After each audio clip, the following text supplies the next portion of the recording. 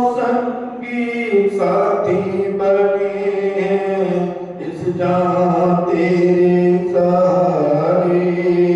तू इनको है बहुत प्यारा और ये है तेरे प्यारे।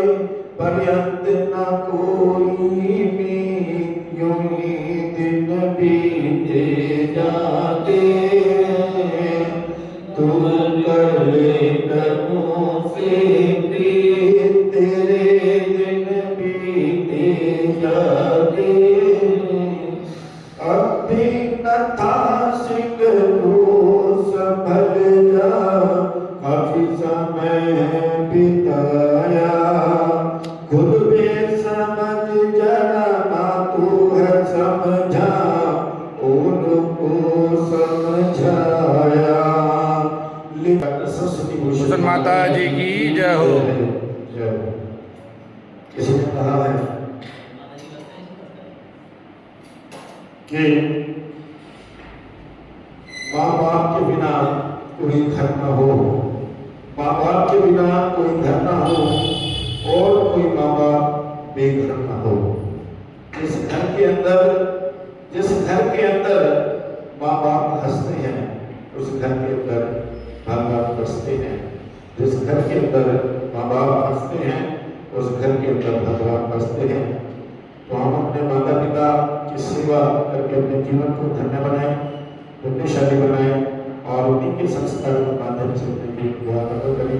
जो भावनाओं के साथ परम पूजा डॉक्टर सरस्वती भूषण माध्यमिक भावना चरणों में चल रहे हैं उनकी मंगल निवेदेश बतावे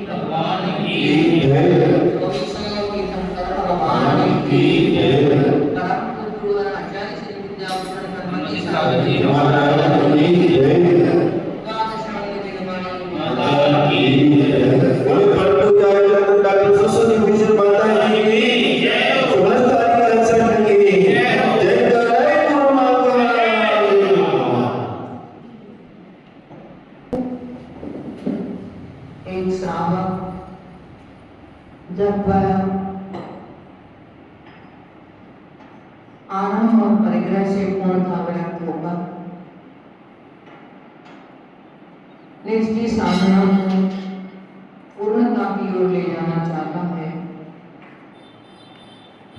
तब वह अपने उस वैराग्य की वृद्धि करने के लिए द्वादश अनुदेशाओं का चिंतन करता है। द्वादश अपेक्षाओं से उसका ज्ञान और अधिक बढ़ जाता है। जो विरक्ति उसके मन में आई थी उसमें और वृद्धि हो जाती है। इसके साथ साथ वह और भी चिंतन करता है। उस चिंतन में कल हमने जाना था कि वह आत्म और ध्यान और इन दो ध्यानों से बच करके धर्म ध्यान की ओर जाता है। धर्म ध्यान में अपना अधिक से अधिक समय व्यतीत करता है, क्योंकि उसे जाकर के आगे शुक्ल ध्यान को प्राप्त होना है। बिना शुक्ल ध्यान के आत्म सिद्धि होने वाली नहीं है। हमारा लक्ष्य हमें प्राप्त होने वाला नहीं है। इसलिए वह धर्म ध्यान को तो अपनाता ही है और अपना लक्ष्य बनाता है शुक्ल ध्यान का। तो इन दो ध्यान जो हमारे लिए अशुभ हैं उनके लिए वह पूर्ण रूप से छोड़ना चाहता है। अगर कभी स्वप्न में भी या वैसे कभी होता भी है तो उसके लिए तुरंत अपना मन को बदलता है। धर्म ध्यान के माध्यम से अपने आत्म और क्रोध ध्यान की पन्ना को पलट देता है, अर्थात वो पलट करके वह पुनः अपने धर्म ध्यान की ओर आ जाता है। अब इसके आगे बढ़े, किसका सहारा लेना है, क्या करना है, तो उसके लिए सबसे पहले शरण के लिए तो आचार्य ने कहा है दो ही शरण हमें संसार में है, शुद्धात्म और परम गुरु। एक दो ही शरण हमारे लिए है। इनके अतिरिक्त संसार में और जो कुछ जितना भी है वह सब शरण छूट जाने वाली है, सभी असरणता को प्राप्त हो जाने वाली है। तो वह पंच परमेष्टि का ध्यान करता है, पंच परमेष्टि की शरण लेता है।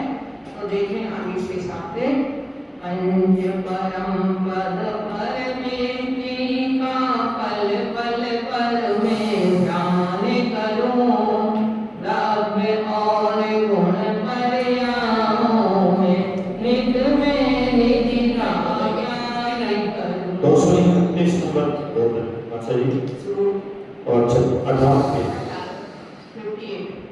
शुक्ल ध्यान में शुक्ल आत्मा का मैं लक्ष्य बनाऊंगा, गुणस्थानी की श्रेणी में निधि के गुण तकटाऊंगा। क्या संकल्प करना है। जब आप लोगों को अपने घर का कोई कार्य करना होता है तो आप उसकी बड़ी लंबी चौड़ी योजनाएं बनाते हो। बिना योजना के आप कैसे बनाए कोई काम सक्सेस नहीं होता। आपको चाहे अपने बच्चों का एडमिशन कराना हो, चाहे अपने व्यापार में आपको उन्नति करने हो, चाहे अपने बच्चों की शादियां करने हो, चाहे घर बनाना हो, चाहे जो कुछ भी XYZ कोई भी काम आपकी है तो आप उनकी योजना अपने मन में बनाते हो। इसी तरह से जिस किसी के लिए अपने रत्नत्रय का महल तैयार करना है, वह उस रत्नत्रय का महल तैयार करने के लिए भी योजनाएं बनाता है कि मैं अब क्या क्या करूंगा। जैसे आप भी उसके स्वप्न देखते हो, इसी तरह से वो भी समझो स्वप्न देखता है, योजनाएं बनाता है, किंतु वहां तक के लिए हवाई महल तैयार नहीं करता, किंतु वह वास्तविकता की ओर जाना चाह रहा है। इसलिए वह अनेकों प्रकार की योजनाएं हैं। अब मैं यदि मान लो मुनि बनूंगा, अब मैं और अपनी साधना बढ़ाऊंगा तो मैं क्या क्या करूंगा आगे जाकर के। बहुत सारी योजनाएं मैं अपने मन में बनाता है। तो पहले तो वह कहता है अभी तो जब मैं यहाँ हूँ अब मैं क्या करूँ, मैं पंच परम परमेष्टि का ध्यान, अरहंत आचार्य उपाध्याय और सर्व साम, इन पंच परमेष्ठियों का ध्यान, इनके यदि हम मूल गुणों का ध्यान वास्तव में करें तो हमारे मन में अपने आप ही हमारी श्रद्धा विशेष बढ़ती है। देखो हम कहते हैं कि हमारा मन नहीं लगता माला खरीदने में और भी इत्यादि कामों में, तो परिचय नहीं है तो उससे बात करने में भी आपका उपयोग उतना नहीं लगता। और अगर कोई परिचित मित्र या परिचित अपनी सहेली मिल जाती है तो उससे बात करने में हम इतने अपने आप में डूब जाते हैं कि हमें समय का भी ध्यान नहीं रहता है। फिर उस समय ना हमें भूख, ना प्यास, ना कुछ, ना घर, ना परिवार, कुछ नहीं दिखता। उस समय हमारे लिए कोई चिंता नहीं रहती है ना। तो इसी तरह से हमारा उससे परिचय है। परिचय होने के कारण हमारा उससे अनुराग है और अनुराग के कारण से हम उसके लिए अपने से अलग नहीं होने देना चाहते। उससे बातचीत करने में हमारा समय निकलता है और हम चाहते हैं कि उससे बातचीत करें। किंतु जैसा परिचय हमारा लौकिक जनों से है, यदि ऐसा परिचय हमारा वितराग भगवान से है क्या? अगर जैसा परिचय परिवार से है, ऐसा परिचय यदि हमारा भगवान से हो, आप जिस समय रसोई में जाते हो, अगर कोई थोड़ा भी डिस्टर्ब करे तो आप कह देते होगे, अरे भाई देखो अभी कुछ मत बोलो, अभी मैं काम कर रही, नहीं तो सारा चीज खराब हो जाएगी। कितना किसमें नमक मसाला आदि हमें डालना है वो भी हमारा गड़बड़ा जाएगा। कह देते हो ना। तो इसी तरह से ऐसा तो आप अपने काम को अच्छे से अच्छा करना चाहते हो, परंतु जब हम भगवान के सामने आते हैं, जब हम माला फेरने बैठते हैं, तो क्या हम अपने मन से ये कहते हैं कि भाई अब तुम थोड़ा सा शांत बैठो, अभी तुम कुछ भी उठा पटक मत करना, अभी बिल्कुल यहाँ वहां मत जाना, अभी तो आप शांति से बैठो और मुझे माला फेर दो। कहते हैं हम मन को खुला छोड़ देते हैं, माला हमारे हाथ में होती है और मन अपना काम करता है। तो जैसे ही आपका परिचय है तो आपका बात करने में उस व्यक्ति से मन लगता है। इसी तरह यदि आपका भगवान से परिचय हो जाए तो हमारा भगवान से भी बातचीत करने में मन लगने लगे। आत्मा से परिचय हो जाए तो भी हमारा मन आत्मा से भी अपना परिचय करने में, उसे बातचीत करने में लगने लगे। अब वो परिचय कैसे हो? परिचय होता है उसके गुणों के माध्यम से। हमारे में से अभी कौन कितने लोग हैं कि जिनके लिए पंच परमेश्वर के मूल गुण पता नहीं? मां अकेले गिनती से काम नहीं चलेगा हमारी। अकेले गिनती तो आपने करनी सुना दी, परंतु एक एक मूल गुण का चिंतन करना कि प्रभु का जन्म हुआ है, जन्म होने के बाद में देखो उनके 14 दिन उनके जन्माभिषेक के लिए ले रहा है। जिस समय जन्म हुआ प्रभु का, उस समय भगवान के शरीर में क्या विशेषताएं, क्या कारण है, उनके साथ साथ जब उनके लिए उनका अभिषेक वगैरह करके जब वो अपना जीवन उन्होंने जब व्यतीत किया है तो उन्होंने किस तरह से अपने जीवन को बिताया, जब उनके लिए उन्होंने किस तरह से साधना की, कैसे उन्होंने केवल ज्ञान को प्राप्त किया, इन सब चीजों के जब हम चिंतन मनन में उनके साथ में लग जाएंगे तो हमारे लिए भी समय का पता नहीं लगेगा। परंतु हम सिर्फ माला फेरते हैं, उसमें हम हो, आप हो, कोई हो, हम माला को हाथ में ले लेते हैं किंतु मन को हम खुला छोड़ देते हैं। मन यहाँ वहाँ घूमता है और हम अपनी माला की गिनती पूरी कर लेते हैं। तो उसके लिए हमें जरूरत है कि हम पंच परमेश्वर के स्वरूप से परिचय हो। उनसे जितना जितना हमारा परिचय होता चला जाएगा उतना उतना हमारा उनके प्रति श्रद्धा भी हमारी बढ़ती चली जाएगी और हमारा ध्यान भी उस समय एकाग्र होता जाएगा। गौतम स्वामी ने भी इस बात को लिखा है।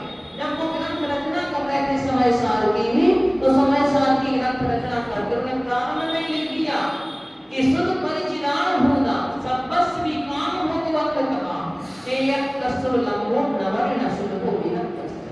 क्या कहते हैं कि इस गीत ने आज तक काम भोग और बंधन की कथाएं तो सुनी है, तो उनसे उनका परिचय भी है और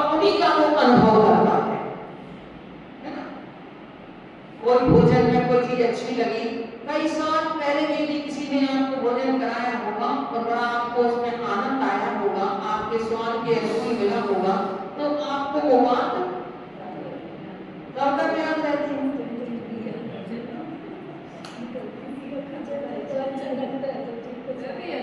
बहुत समय तक याद रहती है। तो उससे हमारा अनुभव उसका होता रहता है। परंतु आचार्य कहते हैं एक ऐसे काम भोग और बंध की कथाओं से जिसका परिचय है और वह उसका अनुभव करता है, किंतु इसका एक अपने शुद्ध आत्म तत्व से इसने ना आज तक परिचय किया, ना उसकी कथा को सुना और ना उसका अनुभव किया। जैसे हम इन चीजों का अनुभव करते हैं, इनका परिचय करते हैं, यदि इसी तरह का परिचय हमारा स्वयं से हो जाए। एक दिन आपसे कहा था कि तुलसीदास जी को वैराग का कारण क्या बना? उनकी पत्नी उनके लिए वैराग का कारण। जब वह मायके चली गई रूठ के, अब तुलसीदास जी को अपनी पत्नी से राग था और अनुराग था। अनुराग क्या राग था? वह भी पहुंचे रात्रि में जा रहे थे, अब नाव नहीं थी, एक कोई मुर्दा तैरता हुआ आ रहा था, उसी का सहारा लेकर के नाव नदी पार कर ली। और जब घर पर पहुंचे तो अब छिप के जाना था पत्नी से मिलने के लिए। दरवाजे पे सर्प लटक रहा था, तो सोचा रस्सी है और सर्प को पकड़ करके, और जैसे कि मतलब जो भी स्थान उसके लिए हो उसे लेकर चल करके पहुंच गए पत्नी के पास। उन्होंने पूछा आप कैसे आए? बोले ऐसे ऐसे आए हैं। बोले अच्छा, रस्सी तो वहां कोई नहीं है। जाकर उजाले में देखा, क्योंकि पहले दीपक रात भर तो जलते नहीं थे, इसराइल मां होता था उस समय जल जाता था, रात को सोते थे तो बंद कर देते थे दीपक। जब देखा दीपक जला के तो वहां तो सर्प। तब उनकी पत्नी उनसे कहती है कि जिस तरह से अस्थि जन्म बनते हैं, तामे ऐसी प्रीत जो होती श्री राम से क्यों ना हो भीत। यदि जैसी प्रीति तुम्हें हड्डी और चमड़ी से बने हुए तुम्हारे शरीर में है, यदि ऐसी प्रीत तुम्हारे लिए भगवान से हो जाती, राम से हो जाती, तो हमें संसार से न डर जाते। अनादि के संस्कार हमारे इसी तरह के हैं कि हमने काम भोग बंध की कथाओं को भी सुना है, उनसे परिचय किया है और उनका ही अनुभव किया है। पंच परमेष्ठी से और भी अपनी आत्मा से हमने ना परिचय किया, ना अनुभव किया। बस यही अंदर होता है। जो साधक होते हैं, साधु हैं, ध्यान में 6-6 महीने तक कैसे लगे रहे? आदिनाथ भगवान 6 महीने तक ध्यान में बैठे रहे। तो ऐसा नहीं है कि वो पूरा शुक्ल ध्यान में ही लीन रहे, किंतु उसके पहले उन्होंने उसका पहुंचने के लिए उन्होंने पंच परमेष्ठी की भी शरण ली होगी। उन्होंने अगर कहीं तो सिद्ध परमेष्ठी का स्वरूप उन्होंने चिंतन किया ही होगा, सिद्ध परमेष्ठी का स्वरूप चिंतन किया होगा। इसके साथ साथ अपाय विजय, विपाक विजय आदि धर्म ध्यान में लीन होते होते फिर कहीं तो धीरे धीरे शुक्ल ध्यान की ऊंचाइयों को छू पाए होंगे। तो कोई भी साधक है उसमें और हमें अंदर इतना ही होता है कि वह उनका परिचय अपनी आत्मा से होता है, उनका परिचय पंच परमेष्ठी से होता है और हमारा परिचय पर से होता है, अपने से। अब उसमें पंच परमेष्ठी का ध्यान करने के बाद में द्रव्य और गुण परिणामों में निज में निज का ध्यान करो। जब स्वयं का ध्यान करेंगे द्रव्य का, उसमें हमारी आत्मा एक जीव द्रव्य है। उस जीव द्रव्य में कितने गुण हैं, कितनी उसकी पर्याय हैं, इन सब का मैं नित्य भी अपना ज्ञान करूंगा और इनका ध्यान फिर करूंगा। शुक्ल ध्यान में शुक्ल आत्मा का मैं लक्ष्य बनाऊंगा। गुण स्थान की श्रेणी में नित्य के गुण प्रगटाऊंगा। इसके बाद में शुक्ल ध्यान में अपनी शुक्ल आत्मा को भी लक्ष्य बनाऊंगा। मेरी जो विशुद्ध आत्मा है, निर्मल आत्मा है, निर्मल आत्मा को अपना लक्ष्य बना करके और गुण स्थानों की गुण श्रेणियों को मैं चढ़ता हुआ चल जाऊंगा। गुण स्थान से मतलब है मोह और योग। मोह और योग माने मन वचन काया। तो मोह की प्रवृत्ति और योग की प्रवृत्ति, इनके निमित्त से होने वाली परिणामों की विशुद्धि, परिणामों की जो स्थिति है वो गुणस्थान कहलाती है। तो पहली गुणस्थान आती है जैसे हमारे लिए मूल जागरण में हमारी युग की चंचलता जागरण है, तो उसमें विशुद्धि कम रहेगी। धीरे धीरे धीरे करके जैसे ऊपर ऊपर बढ़ते चले जाते हैं तो उनकी मूल युग की स्थिति कम कम होती चली जाती है, उनकी विशुद्धि बढ़ती चली जाती है। तो एक श्रेणी हो गई, जिस तरह आप सीढ़ियां चढ़ चढ़ के ऊपर पहुंच जाते हो, ऐसे मेरा गुणस्थान की श्रेणियां चढ़ चढ़ करके और वह भी ऊपर पहुंच जाते। पद्मासन या खड्गासन में आसन सहज लगाऊंगा, अचल आत्मा निश्चल आसन स्वानुभूति में पाऊंगा। मंदिर मठ या जमी आसमाए नहीं सारे नामी साधक मेरे, मैं अपने में रहने वाला कर नहीं भूला हम तेरे। ये मैं ध्यान करूंगा तो पद्मासन में या खड्गासन में सहज आसन लगाऊंगा। आसन की स्थिति है स्थिरम सुखम आसन, जो स्थिर हो और सुखप्रद वह आसन कहलाता है। आपने कोई आसन लगाया, उसमें आपके लिए आकुलता हो रही है, तो आपका ध्यान कभी उसमें इस आसन में लग नहीं सकता। इसलिए इसमें आप स्थिर बैठ सकते हो, सुखपूर्वक बैठ सकते हो, आसन कहलाता है। विशेष रूप से ध्यान के लिए दो आसन है, खड्गासन और पद्मासन। तो पद्मासन अपना जिसमें हमारे पैरों की स्थिति कमल के समान बन जाती है, दोनों जानवर दोनों पैर हमारे आ जाते हैं, स्थिति कमल जैसी बन जाती है, वो पद्मासन कहलाता है। तो मैं ऐसे सहज आसन को लगाऊंगा और अपनी जो निश्चल आत्मा है उसका ध्यान करके मैं अपना स्वानुभूति अर्थात अपने स्वयं का अपनी आत्मा की अनुभूति में प्राप्त करूंगा। मंदिर है, मठ है, जमीन है, आसमान है, ये मेरे लिए कोई साधन नहीं है। आप ध्यान करने के लिए आपको जो है मंदिर ही चाहिए, हमें कोई मठ ही चाहिए, हमें कोई जमीन ही चाहिए, अपने आत्मा में नहीं, वो तो हम ध्यान को कभी भी कर सकते हैं। देखो हमारे तीर्थंकर में से और हमने देखे जल से भी सिद्ध हुई, फल से भी सिद्ध हुई। अगर किसी ने लेके देव ने लेकर के मंडायों पुल के ऊपर आकाश से ऊपर नीचे भी बेका मान के लिए, तो वो बीच में भी अगर उन्हें ध्यान दिएगा ऊपर रही तो बीच में भी उन्हें सिद्धांत प्राप्त हो गया, वहां से भी उन्हें मुक्ति हो या केवल ज्ञान की प्राप्ति हो गई। तो क्या है, हमें ये चीजें सिर्फ अपनी हम चाहते हैं अपने शरीर के सुख के लिए होती हैं। ये चीजें हम अपने जब तक हमारे साधन हमारे लिए कब तक बनते हैं, जैसे घर की अपेक्षा घर में हम सोचते हैं कि अरे वहाँ ज्यादा माने विविधताएं हैं तो मंदिर में आकर कर लो या एकांत स्थान में कहीं और जाकर के कर लो। पर इन स्थानों में जाने के बाद में भी अगर हमारे स्वयं के मन में एकांत नहीं है तो एकांत में बैठ करके भी ध्यान नहीं हो सकता। तो अगर ये मेरे लिए साधन नहीं है, मैं तो अपने में ही रहने वाला हूँ और एक कर्म लोगी शत्रु तो नामक मेरे पीछे पड़े हुए हैं, बेकार में कर्म तो बेकार है।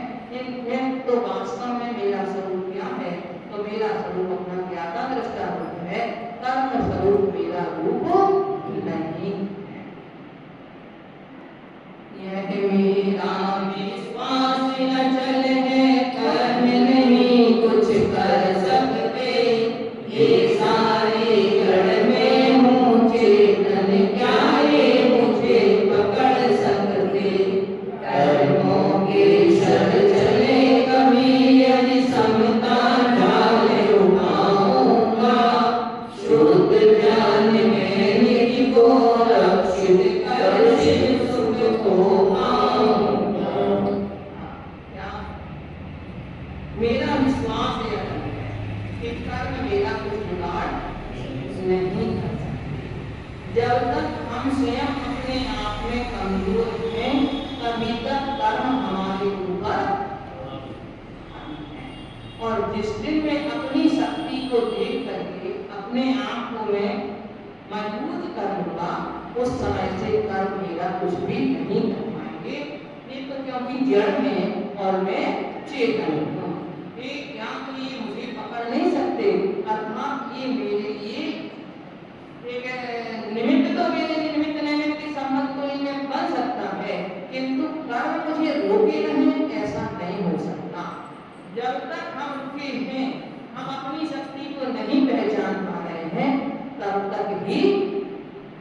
ये कर्म मेरे लिए रोके हुए हैं, किंतु यदि मैं अपनी शक्ति को पहचान लूं, प्रार्थना भगवान के ऊपर उत्सर्ग हुआ, यदि मान लो उनका कर्म का उदय था, उस कर्म के उदय में यदि वो बह जाते, उस कर्म के उदय में यदि मान लो वो अपने आप को नहीं देखते, अपने ध्यान नहीं लगाते, शरीर से हट करके, बाहर से हट करके, तो क्या अपने मोक्ष हो जाता?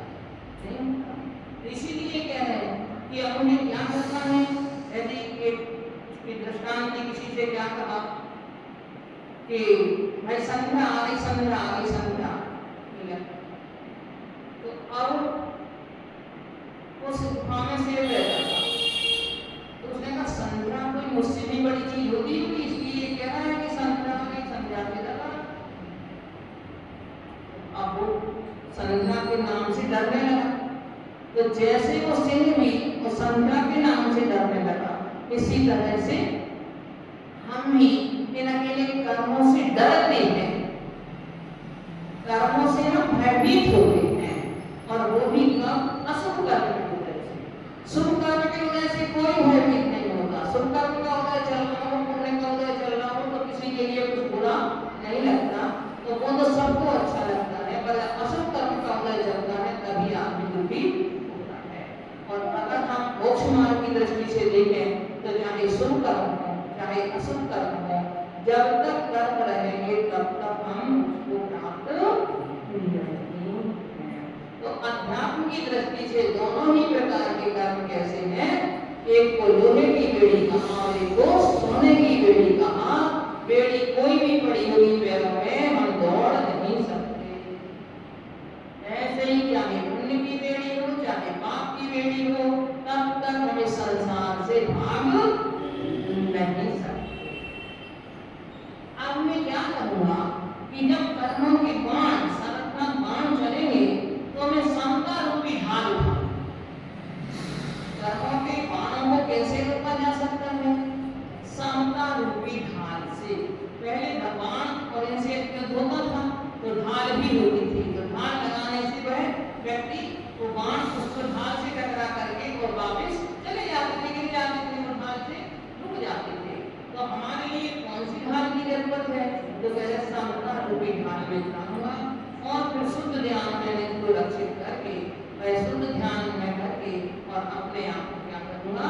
शिव सुख को प्राप्त कर दूंगा। ये चिंतन के जो छंद है ये तो वास्तव में हमें जिस समय हम सामाजिक में बैठते हैं हमेशा ये तो हमारे दिमाग में हमें अपने आप को रखने गए दिमाग में भरने लायक है। बिल्कुल दिमाग हमारा इसी तरह से ये चिंतन हमारा हमेशा करता रहे, तो चलने के साथ साथ कभी ना कभी तो आखिर जब पाषाण रस्सी से खिंच जाता है तो इस चिंतन रूपी रस्सी से कभी तो न कभी हमारे लिए कर्म भी खींचेंगे। हमारे वो मिथ्या रूपी जो पाषाण है ये कभी ना कभी तो हमारा खींचेगा और हमारे लिए सब